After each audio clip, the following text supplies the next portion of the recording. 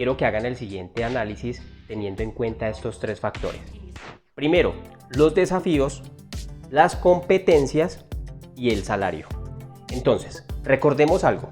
Si los desafíos a los cuales usted se está postulando son muy altos y sus competencias son muy bajas, ¿sí?, usted puede llegar rápidamente a la frustración. Se va a decir, no lo voy a poder lograr. Y si el salario es muy alto, no importa, vea, fíjese que si el salario es muy alto, sus desafíos son muy altos, pero sus competencias no son tanto, usted puede caer en la frustración. Ahora hagamos el ejemplo. Si los desafíos son muy bajitos y sus competencias son muy altas, usted puede llegar fácilmente a la tristeza, al aburrimiento. Le va a parecer muy fácil ese trabajo.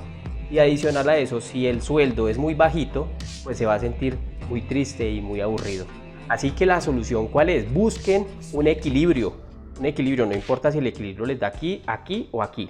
Un equilibrio que el desafío esté acorde a sus competencias y también que el salario esté acorde al desafío, a las competencias y al salario. Así ustedes se van a sentir mejor realizando su labor.